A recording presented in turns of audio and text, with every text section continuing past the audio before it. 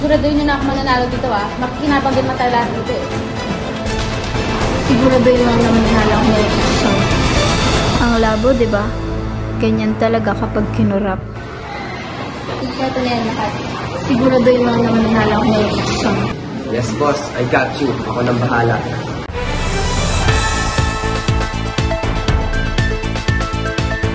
Magandang umaga, Pilipinas! Kayo ay nakikinig sa Hydro News. Ako si James Dugines, ang inyong tagapagbalita. Di umano, isang senador ay ginamit ang kaban ng bayan para sa pansariling interes.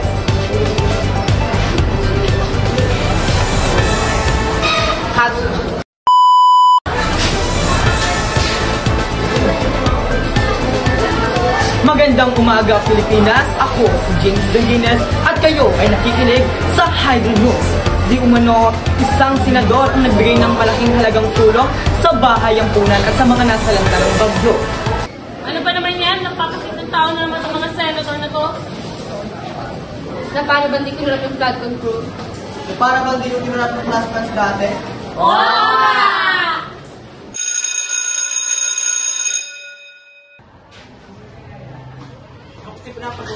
Hindi ka talaga nakikinig, no? Kuya lang siya ba? Malapit na yung boto na sa... Ano naman?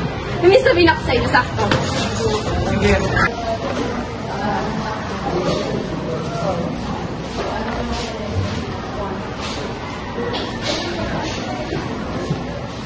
Siguraduhin nyo na ako mananalo dito Makikinabang din tayo lahat dito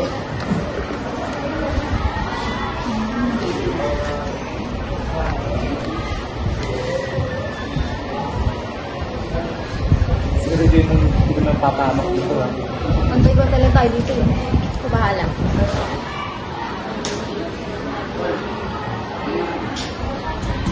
Sige, doon naman tayo sa news. Sino ang gusto ninyo iboto? Ma'am, I nominate... Ano ba? Ang feeling mo naman, Ma'am, I nominate Brianna.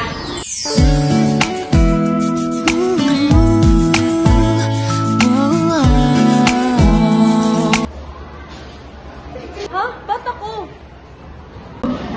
Sino ang gusto bumoto kay Brianna?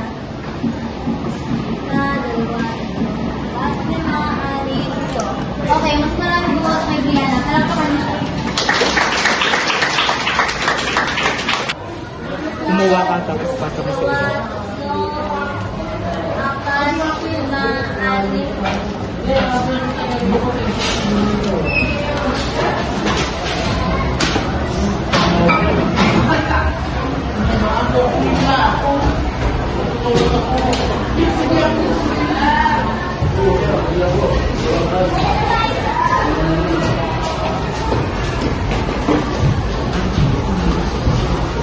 5.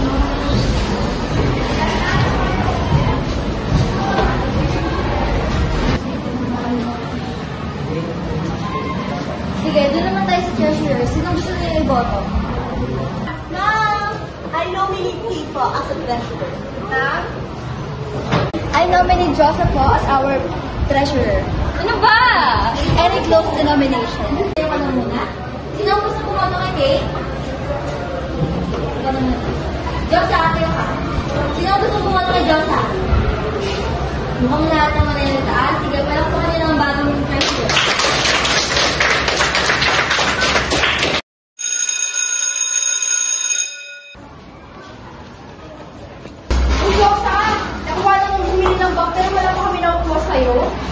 Wala pa kami nakukuha sa'yo Mukhang papahamak mo na pa. Anong bahala? Uy, bagong baga. Ano ba?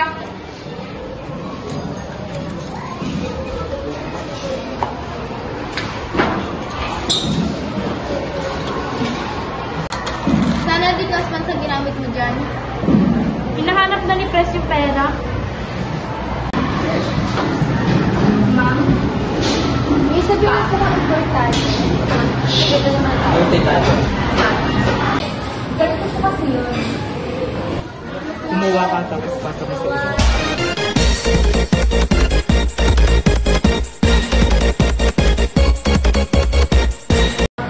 Sige, kakausapin ko na lang sila. Diyos, sali ka nga muna dito. Mag-usap na tayo sa labas. Sige po, ma'am.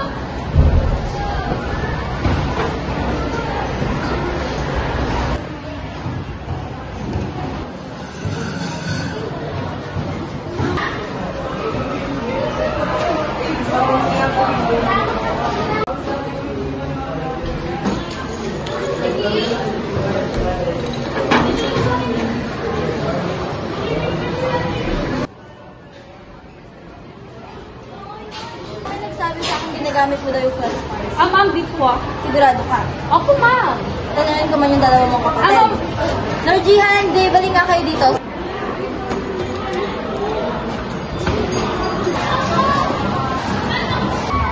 Totoo ba na ginagamit ng kapatid ko yung class funds natin? Ano yung ibig sabihin ng tingin-tingin ninyong yan? Eh, baka ko tinitingnan ko rin. Hindi ka nalaman ko dito. Sige ba? Hindi kayo magsasalita talaga? Oo, sa guidance services. Kasi mga, alam mo ikaw, wala ka din naman nabigay sa amin eh. Amin na kami ma'am. Ginagamit niya yung class fund para sa mga nagmumula.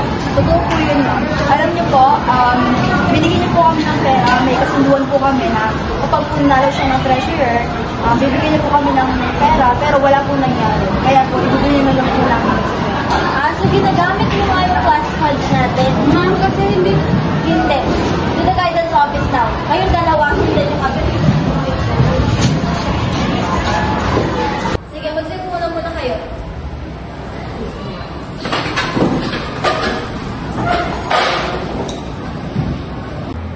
Totoo ba yung sinabi sa akin ng kaklase ninyo na binayaran niyo sila para iboto si Diyosa? Ma'am, hiniram ko na naman po kasi yung pera. Kasi po,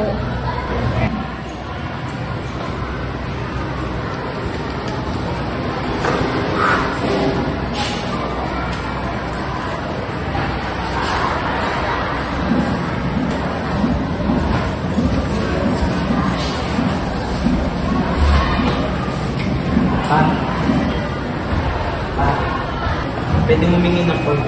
Nagwawapit ako para sa school project. Dito kasi. papadagod kami ng pera, pabili ng bago. Sila na kasi.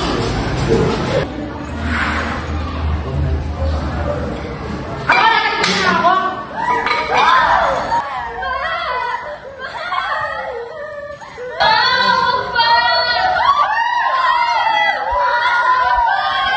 Wait, dali pa kaya yun? Uy, class